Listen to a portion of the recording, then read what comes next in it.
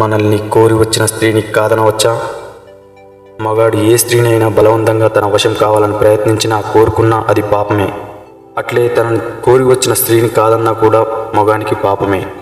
ఎలాంటి ప్రలోభాలను చూపకుండా పరిపూర్ణమైన ఇష్టంతో వచ్చిన స్త్రీని కాదంటే ఖచ్చితంగా పాపమే అంటున్నాయి పురాణాలు.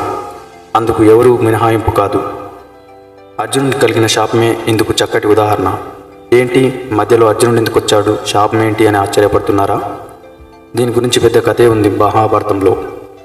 శివునితో యుద్ధం చేసినందుకు అతని ధైర్య సాహసాలు మెచ్చి శివుడు అర్జునుడికి పాశుపతాస్త్రం ఇవ్వగా తన పుట్టుకకు కారణమైన ఇంద్రుని ఆశీస్సులు తీసుకుందామని ఒకసారి అర్జునుడు స్వర్గానికి పోతాడు.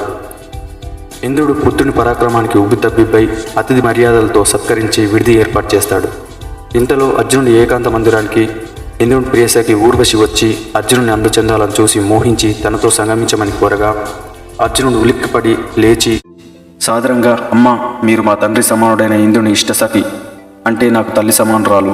పుత్రుని ఏ స్త్రీ అయినా ఇలా అడుగుతుందా?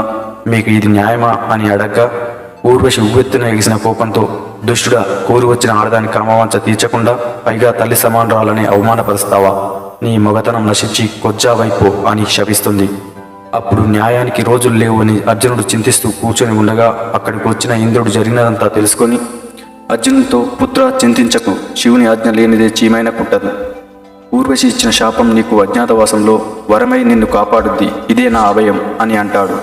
ఈ మొత్తం స్టోరీల గురించి అంటే మహాభారతం గురించి పూర్తిగా తెలుసుకోవాలంటే మన ఛానల్ భారత్ మీడియా తెలుగు అనే యూట్యూబ్ ఛానల్లో ఫుల్ వీడియోలు అప్లోడ్ చేస్తున్నాను. చూసి సపోర్ట్ చేయండి. మరిన్ని వీడియోస్ కోసం ఈ ఛానల్ని ఆ ఛానల్ని సబ్స్క్రైబ్ చేసి లైక్ చేసి షేర్ చేయండి. Thank you.